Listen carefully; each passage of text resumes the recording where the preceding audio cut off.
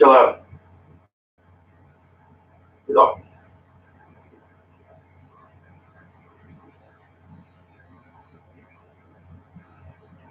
Okay, you just let me know when you want me to press record.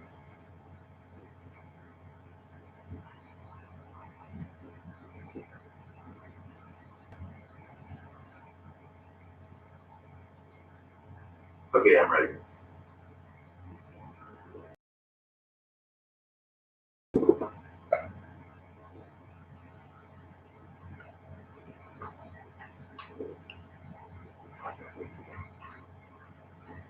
Tonight on the Man from Ringside podcast, we are talking about the Wednesday Night Wars Week 3, the WWE Draft on SmackDown and Raw, NXT, NXT, and also tons of other stuff tonight on the Man from Ringside podcast. Yes, NXT. Yes, as always, I'm your host, Bill Viggy, a.k.a. from the Man from Ringside podcast, volume 128, chapter 3, verse 14, and the good smart says, hashtag Boo the Heels. It is all good, baby. Listen, share, subscribe, repeat, shout out to the girl, Becky Balboa. I love you. I'll see you in 11 days. Let's start this over. Sorry. The volume thing. I don't even think I can hear you. Say something. Zach. Sound check. Can you hear me? Better. Can I hear you? Yeah, there we go. There we go. Here, hold on. All right.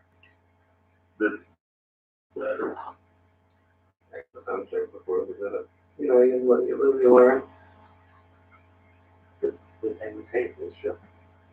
Alright, so let me know when you're ready. Hold on one second. Maybe it's just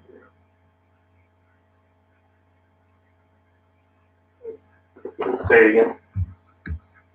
what maybe it's just again. Yes, you're in there. Alright, cool. Alright, you tell me when you're ready.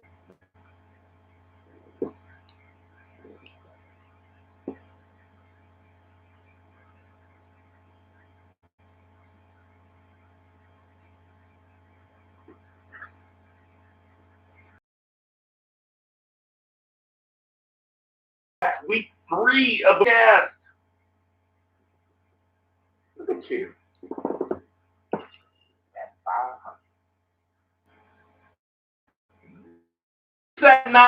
5. It's time to feel alive. Hello, Mark. So welcome to the Man from Ringside podcast. As always, I'm your host, Bill Viggy, a.k.a. Trust the Bill. And to my left, as always, we have Jason Cornelius Bell. What's going on, JCB? allow us to pull down the last volume of the Man from Ringside. Subscribe, repeat. Why are you being so quiet? Why am I being so quiet? I don't know. Like in the old studio, you used to yell a whole bunch. Like, yeah, hey. Oh, trust me, it will all happen. It's gonna happen. Yeah, it's gonna happen. I'm sure there's going. You guys have anybody around today that's gonna come in and chop me? No. I'll say that was the one-time thing. I would never, blindside you in back-to-back weeks. And to his right, as always, we have the two. Let's go, Tim here. Good man, your AKA has me wanting to listen to A New Found Glory on the way home, so that's definitely gonna have to happen. See, like you're bringing me back up on 90210, I think. I know him from 21 Jump Street. Oh, Maybe that's what I was thinking. Yes, Richard Grieco. oh, God, he was so. He made me question my view from the exquisite basement of my house in Princeton Heights, It's way South St. Louis. It's way more exquisite than my basement, so it's good. That's nice. Yeah, you can. I like how you have a fully decorated Christmas tree, so you can just schlup it upstairs and you're done. That's exactly. Tree down and put it in a tote every year when I could have just brought it downstairs, fully dressed. I mean, what are you doing if you're not bringing your Christmas tree downstairs? Like, I wish I could keep the ornaments on it. Like, I would do that. That would be a less a pain in the ass than put the ornaments Just on. keep it up all year. I like Christmas. Listen, guys, we got a bunch of stuff to get to. We had a couple drawbacks tonight. what happens when you have the podcast in your house. Like, my cats ate through some of the. We had to call out to good friends from Let's Get Comfortable. Jim Button brought over a pair of headphones. Jason and Zach are flying solo tonight. They do not have headphones. They have no idea how shitty they sound. So, but we do have a bunch of wrestling to get to. So without further ado, let's get to our 3 counts.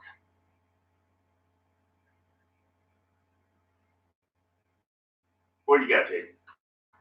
As per usual, we're going to start chronologically. So that would be, we're going to talk about the WWE draft on SmackDown on Friday night, going with Becky Lynch as the overall #1 pick. I guess apparently I missed this, where they did it in a pool of 30 for the first night on SmackDown, and did a pool of 30. Becky Lynch reigned supreme as the #1 pick after a match where she beat Charlotte Flair, right? Yeah, that she beat Charlotte. Now, why would either one of those competitors give a fuck Anywhere? This is a big problem with WWE. If they made it sound like somebody who got drafted to SmackDown because it's going to be to make more money because they're going to sell more merch or something like that, if they brought that up just a little bit, maybe that would make an obvious sports angle. And my problem with that is then this is not really a true draft. It's like, a draft A and then a draft B. A true draft where it would be, here is the roster, someone gets the #1 pick. In this case, it would be SmackDown. Okay, SmackDown, choose whomever you want to choose. And then from that point, if you went Becky Lynch, okay, no problem with that. I just have a problem with that, the war room, quote unquote, where they clearly take this like an hour or so and then chop it up. just off. And then, so now a week later, they're in the same clothes, they're sitting still wearing this is the NFL draft. I'm that dude. Yes, I'm that dude. So I look, that's the shit. The dudes are wearing the same clothes. They're in the same, it was all just weird, and it just felt like it was being forced. The obvious problem with why the draft on WWE television sucks, though, is because there's no team to root for. Like, they show these people cheering in these rooms. Like, I'm supposed to give a fuck if USA or Fox is going to make more money. Like, I don't give a shit. Like, I don't care if USA or Fox is more excited to get Kevin Owens or to get Brock Lesnar. Like, it doesn't matter to me. I'm out of my job to figure out a way that this could be cool for WWE. I could probably come. Guess what? They had months. This is going on hindsight, and obviously of the past events of the last 24 hours. This is probably a null and void idea, but you got to do it like a straight up draft. You have Bischoff come out. Here's the SmackDown pick. You have the Raw pick. You go back forth. Stephanie or whatever, back, or whatever the case may be. But if you do it, then lean into it. Make it like a draft. Do the cards, the whole shebang. Make the war room box roll by. See, that's what I'm talking about. It's sports entertainment, which is fine. There's going to be people that are going to argue this half-ass, we're going to, chop up the roster and do half and half. That's bullshit. Brock Lesnar was supposed to be the #1 pick. Let's just cut to the chase. If you had the draft right now, you're taking Brock Lesnar. Period. If you don't, you're fucking lying. Okay? Becky Lynch is great. No. Who you gonna take somebody over Brock Lesnar? I think that Becky Lynch is probably as logical as a first pick as anybody else. Over Brock Lesnar. Yeah, in terms of making money. No, Brock Lesnar's going to be one, but yeah. Okay, Becky Lynch is not a bad number one pick. Okay, she's charismatic. For that pool, she's attractive. For that pool, she's good. Right.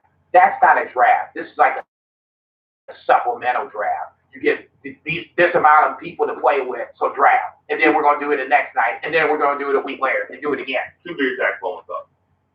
So they should have gone the more direct sports angle, like Jason said. Why everybody thinks wrestling is fucking lame anyway? So it's almost like somebody explained to Vince McMahon what a draft was, with Vince never actually watching a draft. Yeah, that's exactly what. God forbid he's only in XFL. I'm sorry. You know, they just had the draft 2 days ago. That ran, fairly smooth. Go Battle Hawk! Come I've heard that draft is barely better than this draft. I haven't watched it, so I can't necessarily comment on it. And I don't know about draft. She just announces people, and she says their catchphrase and stuff. Apparently Fox wants them to be more sports oriented. This is not the way to go. No, it's a total parody of what it could be if they want to be more sport wrestling promotion instead of just actually living a wrestling promotion. Right. It's like watching Best in Show to what an actual dog. I'd watch that. Yeah. Yeah. Well, you got plenty of talent on that. More so to my point than if you want to do it like a real draft and accidentally bump into a storyline like WWE. There's a bigger problem is that they do it at a live show, and so these people that buy their tickets to a live show, and they're not all like fans from Ringside hosts where they get free stuff there all the time. They're families that have to pay for tickets, and they want to see matches. So why have draft family? Like the NFL draft or the NBA draft. At least if you were trying to be funny, that would be funnier than what they do. They're not funny. There's nothing in because they're drafting people that are in teams separately, even though you could get the whole team for one pick. Yeah, it didn't make any sense at all. And then they're also drafting people ahead of other people. Like Jinder Mahal was drafted before Rey Mysterio. Are you fucking kidding me? I do. I like Jinder Mahal. He's been hurt for a while to answer the question, but I mean, it's just more so to your point. The draft didn't even make sense because now I'm like, okay, where's Charlotte? Because Becky's number one, so I'm like, I'm waiting. I'm like, then Lacey Evans gets picked, and then on Monday Night Raw, Natty picks Lacey Evans for her partner as a tag team against completely nonsensical face. Yeah, I was like, okay, wait a minute, what the fuck is this? So they're not making it. Lacey Evans match just a week ago, and then that's her partner. I mean, and you got people defending it. I'm like, the crowd is booing the shit out of them. Well, they should. Rightfully so. I do want to say though that looking at the roster, so on SmackDown you have Lesnar, you have Roman Reigns, you have Bray Wyatt, you have Braun Strowman, you have Kofi, you have Daniel Bryan, you have The Miz. It's controlled by Paul Heyman. This is your roster. Controlled by Paul Heyman. This is your roster, though. Seth Rollins, say what you will about him. Ricochet, Kevin Owens, Andrade, Rusev, Aleister Black, Samoa Joe, Cedric Alexander, Buddy Murphy, Humberto Carrillo, Akira Tozawa, Rey Mysterio. I mean, then you go to Randy Orton, Lashley. I'm just talking about how all of us stacked the lineup. That's as stacked of a lineup as there's ever been. That is first. I'm saying, can't we give Paul Heyman, if Raw is definitely to become the B show, Brock Lesnar doesn't have Roman Reigns. If it's going to be the B show, And they gave Buddy Murphy and Cedric Alexander 10 minutes this week, and that was with a bunch of draft shit. Like, no, maybe Bray Wyatt's on the wrong fucking brand. Okay? You're going to go in and do a Falls Count Anywhere or burn down the Firefly Funhouse or whatever the case may be. They need to be on the same brand. being the Raw the other night with Seth Rollins actually invading the Firefly Funhouse and burning it down. I tell you what, Yeah.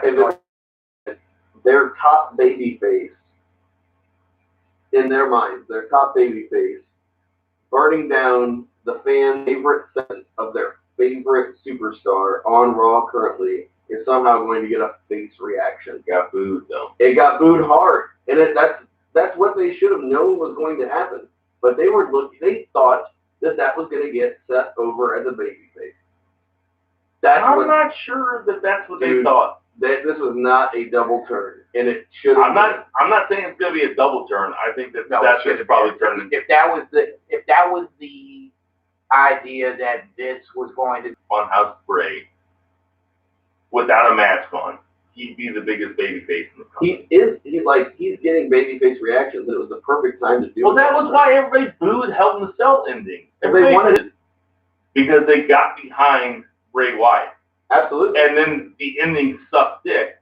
So they felt insulted by it. And that's like when people say, like when Roman Reigns or whoever comes, I know that Roman Reigns came out and said, well, you gotta have more respect for the performance than that. It's like, that's not what it is. Nobody was mad at the performers. Yeah.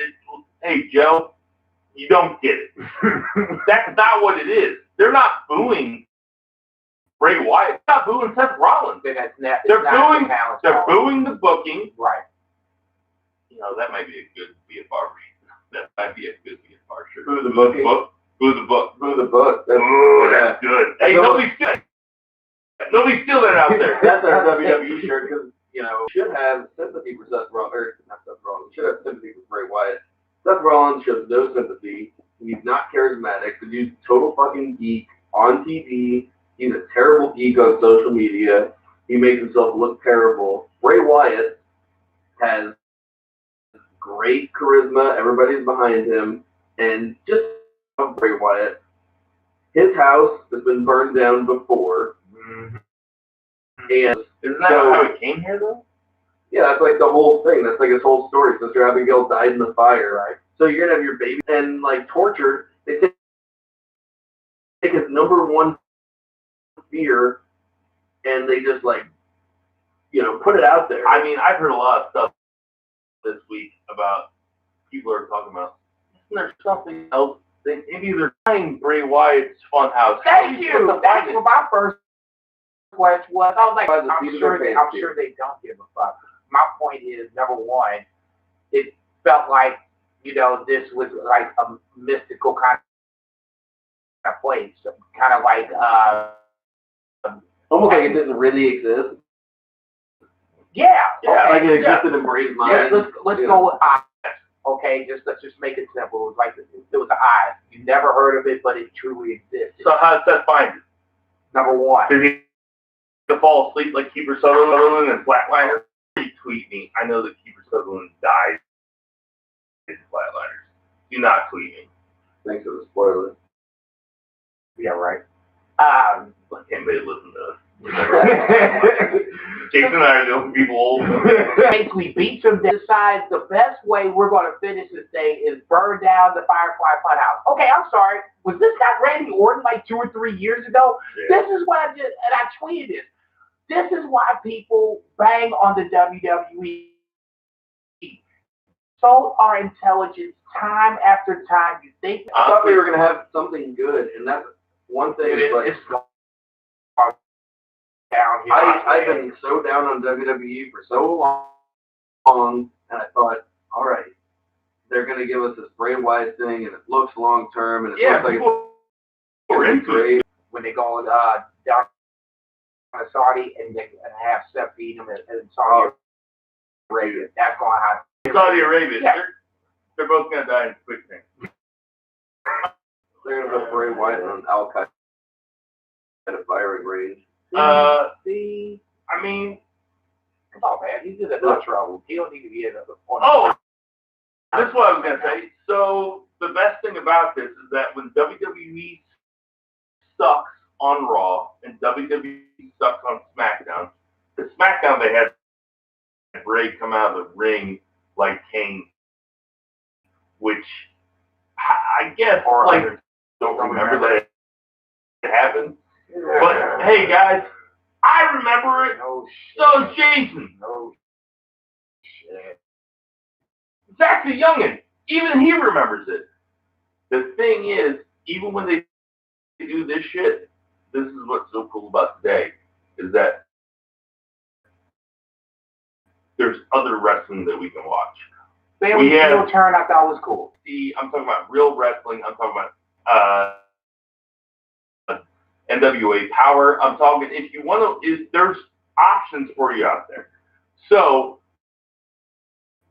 before we get to that though, yes, Bailey's turn was cool, Jason. The match sucked, but Bailey's heel turn was cool. It was fine. I mean, no, come on, stop it. they're fine. No, it's not. I watched her blow up the balloons or whatever. And that's basically what was the story, which they should have did weeks ago, and now they try to throw this whole thing in at the last minute. But at least never, right? They hot-shotted the title on top of it. I mean, damn, Charlotte had the title, what, 2 weeks? And now you give it back to Bailey. Then why did Bailey lose it in the first fucking place? Because they want Charlotte to get the 16 belts. She can get the 16. She ain't going. As always, you're putting the whole system on trial. Look, You understand that they're trying to get Charlotte to 16, so they're trying to get her to 16 before Flair dies, so they can both. actually, I don't. And now that you say that, it makes it even worse. It really fucking does. Really, this is the goal to get her before. Damn. Of course it is. That is the worst fucking thing. See, this, never mind, man. I told you this the other night at the bar. You were wasted. Yeah, I know, that's pretty rough. Zach, bring it to her, good guy. This thing. Which one did he push? No, you don't know. You can't hear it. Hey guys, pretend that didn't happen. Hey Zach, let's know about that, good guy.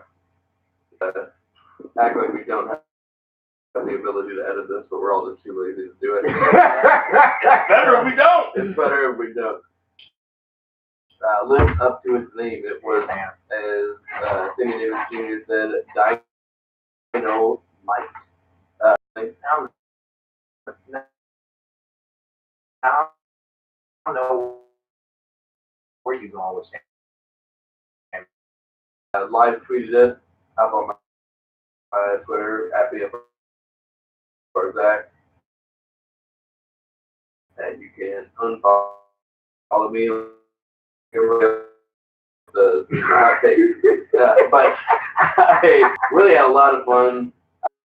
This is the most energetic I felt about wrestling in a long time, outside of G1 and the Wrestle Kingdom times. There's a lot of activity on Twitter. Hashtags are trending, and it's a lot of fun. A lot of people watching. Good community. I could have pulled up another device and pulled up NXT, but I really just wanted to give each show its proper due. Right. So watch AEW and Christopher Daniels are gonna go into the tag team tournament.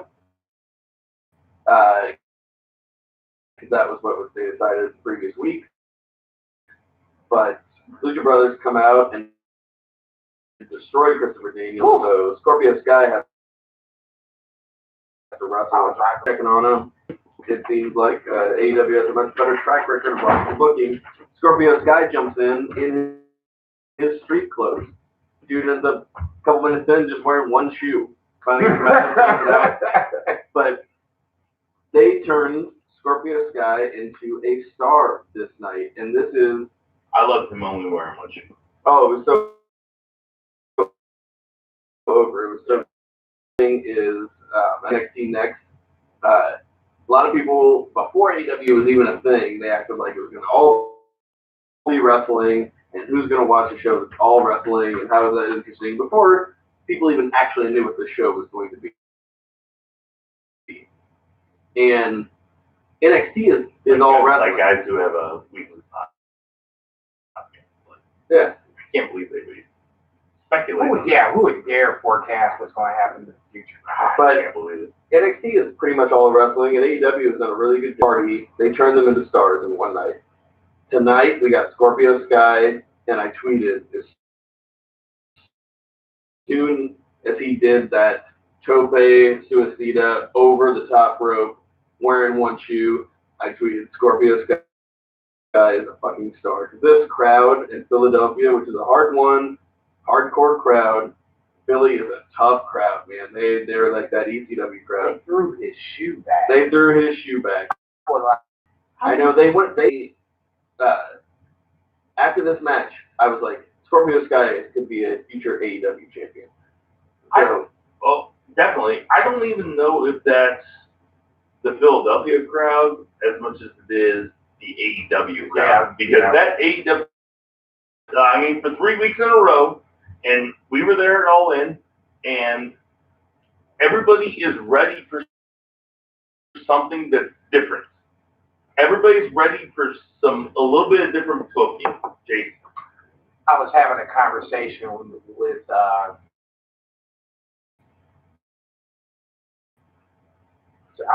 won't mention his name or whatever, but no.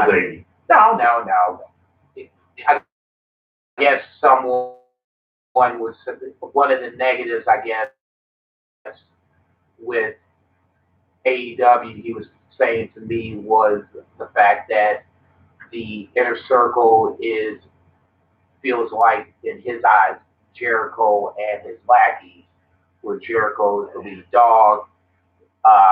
Nobody really knows. I guess that's one way to look at it. It's like, well, no, I mean, I'm just saying it's the figurehead, but then you have Jake Hager, who's, if you want to play the knock against these people, he's a WWE reject.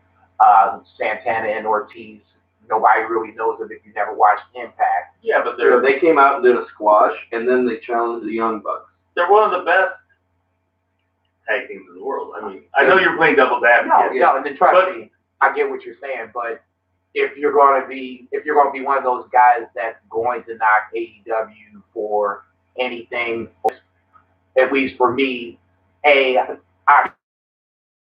we all know who Chris Jericho is, but B, in this case, I've watched LAX enough to know who these jokers are, so we're good to go there. Jake Hager, as far as I'm concerned, is perfect at the heavy. He doesn't have to say anything. I don't want him to say anything. So as far as I'm concerned, as long as he keeps his mouth shut, it's perfect. I couldn't disagree more with this person because Cody Guevara is going over. Is it Jinder Mahal? No, I'm not it was the first episode. Tell me who it is. I'm not going to say it. It was the episode of Abe was trying to make. And they should be. Yeah, and they're high on everybody in this faction. Jake Hager's been a factor at every AEW. So far as since he's debuted, he's been a factor. He was a factor in the main event. And LAX comes out, does a squash, gets promo time. Jericho puts them over in the promo, and then they're challenging the Young Bucks on the next pay-per-view. So I don't see where that person's coming from, but yeah, who is this motherfucker? Invite him on the podcast right now. Tell him to come over right now. No, I'll destroy him. I was going to say it. This is exactly what you want. Because it's better than Hogan because he can actually wrestle and because he can actually cut a promo, and He's putting over Sammy Guevara. Sammy Guevara is the type of guy that can carry a match if you need a guy to take all the bumps, right? Then he's got one of the best tag teams in the world, LAX. And he's got a legit MMA fighter. And he's got a legit MMA fighter.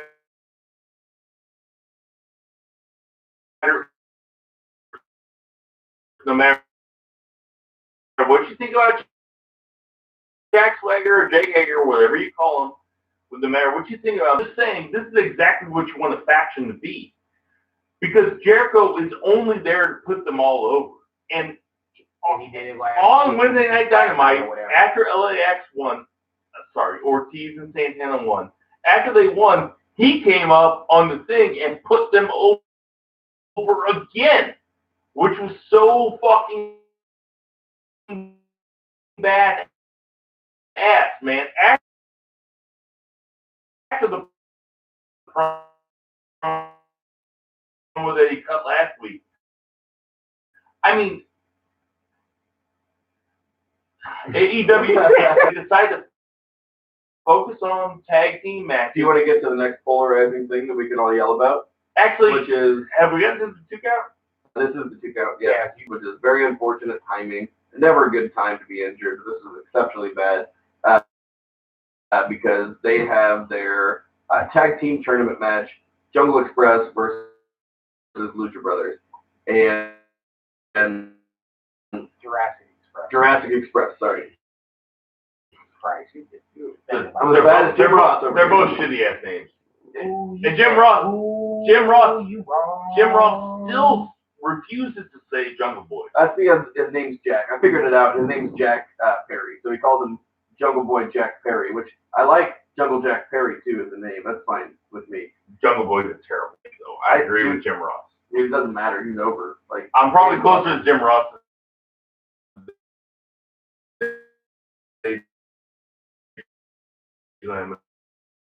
Jungle Boy probably. But old as shit. So they have the substitute of Marco Stunt because Marco Stunt's in this, and man, I was so disappointed in wrestling Twitter. Like these motherfuckers get so worked up over the fact they found out 2 hours before.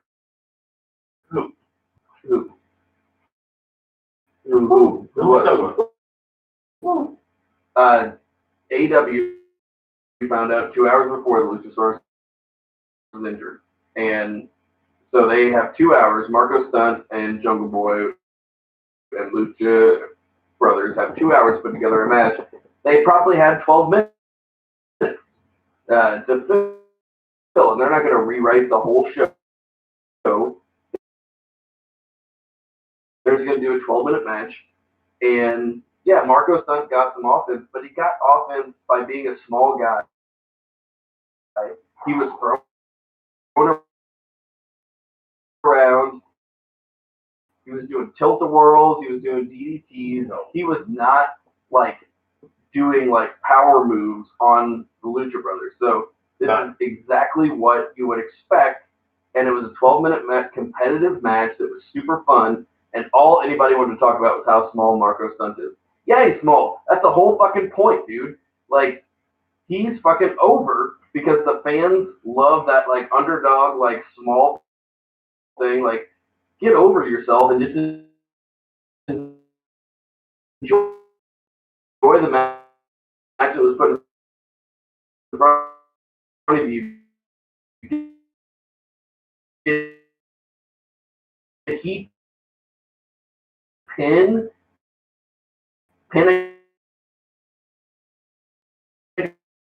on? No, he did not. He's too busy getting work like a red mule. I'll say this about AEW is that we've been doing this podcast for how long? One line per notebook. It's like Bill fights Jack, and then there's a note underneath it that says Jason interfered. Just so I know, like when we're doing the podcast and we're running out of time, maybe we can talk about stuff, right? When I do AEW, there's just 8 lines, and it's all the matches. Because Tony Khan has said that he wants no backstage hidden cameras. He doesn't want anything backstage where like people are talking backstage about what goes on in the ring. And I love that because that means that all the drama that there is happens in the ring. That means that there's more in-ring action. That means that's more sports-oriented and less the shit that I'm looking for. That's why AEW fucking rules. And AEW for 3 weeks in a row has ruled. And that match was great, and Lucha Brothers went over. I said that I could see the winner of this match if Luchasaurus was competing and healthy. The winner of that match is likely the winner of the tournament. Because I could see either one of them taking that title. And I was really down with the Young Bucks losing initially, even though they made Private Party in the America was the right decision. I think the Young Bucks, they need to establish the Young Bucks as the premier tag team in that company. The million people that watch it that are not us, right? But either one of those, Lucha Brothers or Jurassic Express versus Y2J in the street fight was a spectacular. This goes back to my initial so point. much fun, man. In the 2 count, I said they turned people into stars. They turned Scorpio Sky, and then I think Marco Stunt had a really great performance, and it was polarizing, but the people that were into it were really into it. And then we got Darby Allin, and the whole point of Darby Allin is a fucking star. It was Suicide Dive.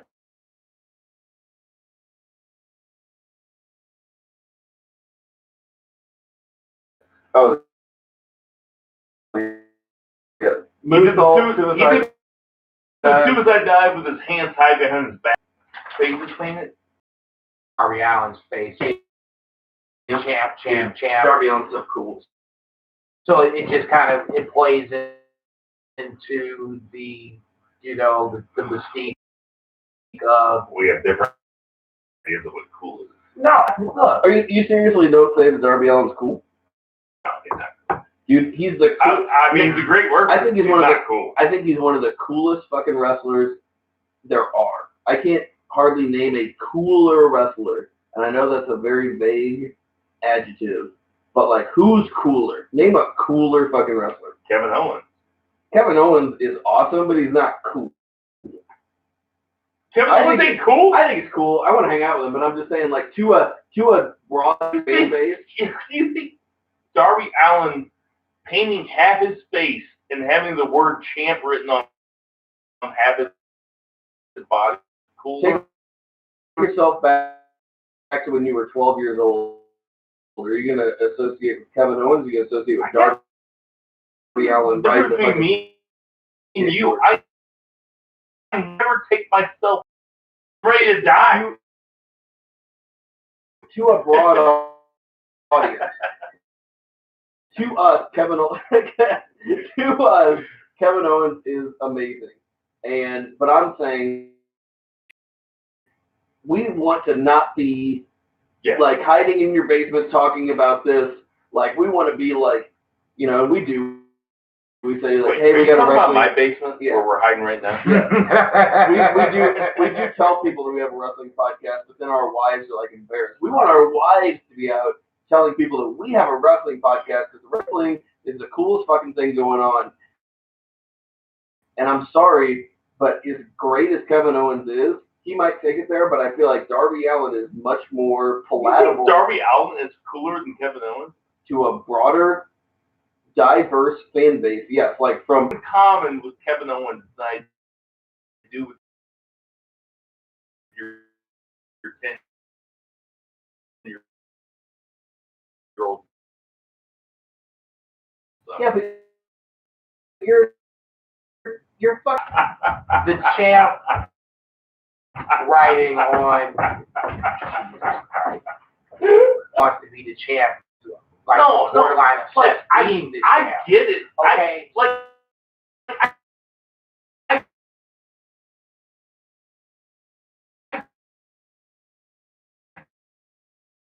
get it. But like both of them came out wearing makeup. Jericho didn't need to wear makeup. I thought it was dumb. Like they both. No, I'm not saying it was dumb. Just they both wore makeup though. Darby Allin should have wore it. Jericho shouldn't have. And didn't. I agree. 100%. Okay. That's exactly now, what I from think. that point, I thought the Jericho just because I think that's too much. Like it was a little much. It's just like I said, especially with Jericho. If Jericho wants to come out, and if Jericho wants, he's going to come out and put over Darby Allin. He's going to win, but he's going to make him look great, which he did. He made him look like an absolute star. I was going to say Jericho is. If I wanted to name the man to really say bad about it was did he being Darby Allin when he did hit a move or whatever, and then he tried to pin him, and he's pinned on the work.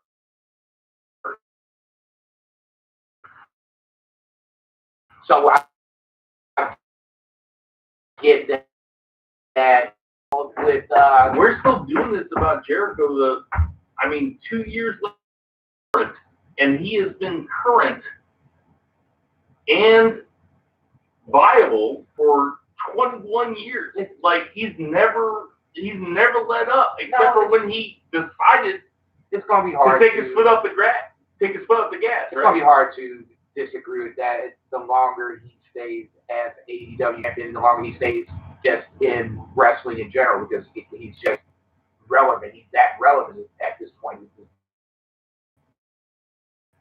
Him and Cody, he's one of the most relevant people in professional wrestling right now. Speaking of Cody, has been forever. Speaking of Cody, video package, Jeez, dude. Man, okay, now I know Cody did, man, look, that promo vignette, I'm sorry, was off the fucking chain. So I mean, you brought him I've out never seen into this. I've never seen MJF like talk like a normal person. Like that was. I'll tell you what. So what dude was a total in character cocksucker the whole time. He goes, don't be yourself. And here he's like talking like a normal person. Like it was great. I'll say this.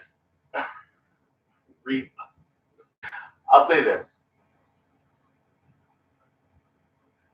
Say it out, son. It's that air really popping people. Yeah, I was going to say, what's that? Great hot. Yeah, you want fucking it up.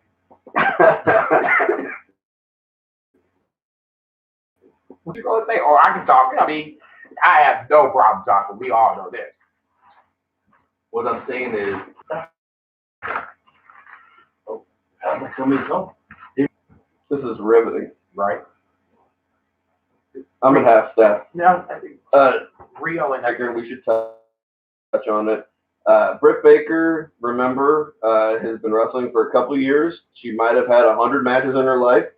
It's really great they didn't put the title on her because 2 television matches with very green, very not over people to huge pops. Like Rio, like that crowd is behind Rio. And say what you want, you can complain about the matches.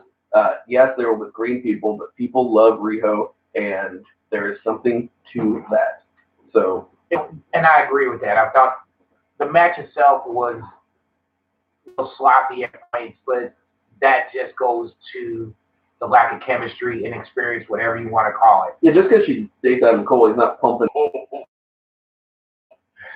I'm not even going to touch that. Is Rio the little girl that Kenny Omega had that wrestling match with that Jim Cornette hated so much? Yeah, she's been wrestling since 9 years old. I don't know that he didn't wrestle her, but he tagged with Rio. Rio's wrestling for a long time. There was a wrestling match that Kenny Omega had. That this is why wrestling sucks. This is killing the business. I don't know. This is a grown man having a wrestling match with a little girl. Kota Ibushi had a wrestling match with his son. Kota Ibushi did it. So Google it. Okay, that's great. Anyway, like people bitch about the AEW women's division. It's a work in progress. They've got talent. Well, it also sucks. Though. No, see, you can say it sucks. No, it's okay to say it sucks because if you want to say it, quote unquote, in this division. Nyla Rose, Britt Baker, and Riho. And two of the three are very good. Just the fact that they have Riho on all three Dynamites shows how thin it is. Yeah, they got the can criticize it. Oh, I'll say she's thin every time. Thin, yes. I think it's very, very premature to say that. It's been, 3 weeks? We haven't even seen a good chunk of this roster. P. Priestley's MIA. I mean, what the fuck? There's a great example right there. Yeah. I mean, you could have gone that route. You guys see my dog fighting me? No, that's dude. okay, man. That's something else I didn't like. Just at the concept of the street, they did the rope walls or wherever. Okay. Yeah. Now, I think, but then as I'm watching the match and seeing Darby Allin, get the whatever, and the referee, call for the break, and then the crowd is like, this is a street fight, this is a street fight. I was like, okay, so is it me having a brainwashed to the UE's version of a street fight that it's no rules, there's no rope breaks, this is just what it is, or did we just really miss the fact, and I'm pretty sure he said that rope breaks was a thing in this street fight that he being Jim Ross. I don't know what they said, and I would like to go back and see, but I think the biggest issue people have is because in WWE, it's always just whatever they want it to be, right? There's no hard and fast rules, and I think with AEW, the reason people got mad about being a DQ finish, last week or the week before, and there being rope breaks is because they are all this wishy-washy bullshit from WWE that they want that's hard and fast rules. What those rules are, and if they're planning rope breaks in the booking, to cover. Okay. But I don't know. No, okay, so I guess you're piggyback that same point to go to the tag match with Omega, Page, and Moxley. At one point, you had Moxley and Omega with barbed wire weapons. Yeah. And they go into the ring. And the ref just gets out of the ring. Yeah. Okay, so we're not calling a DQ there? I think they don't. Overall, I don't like DQs, and I think they need to be a little bit more explicit about it, because there was a joke on Being the Elite this week, if you watched it, where if you watch Being the Elite, you've seen referee Rick Knox, counting people out, sitting in his seat, and they'll start counting, 5, 4, start counting, and basically get out of my seat. Then people are telling him to lighten up, right? The whole gimmick is that Rick Knox needs to lighten up. On national TV, and he doesn't call the DQ, and Kenny Omega comes in to the bathroom where Rick was doing reps and shit, and he's super mad, and he's like, the executive vice president attacked me in the match, and so many to lighten up. He's like, besides, he wants the DQ himself. Yeah, for sure. There's no question about that. Okay, so I mean, there are things that we can call out, not New Japan Love Fest or anything like that. Overall, I like what AEW does. It's consistent storylines for the good. I'm a simple man. I need simple shit. That's the two things I ask for. I don't even know how much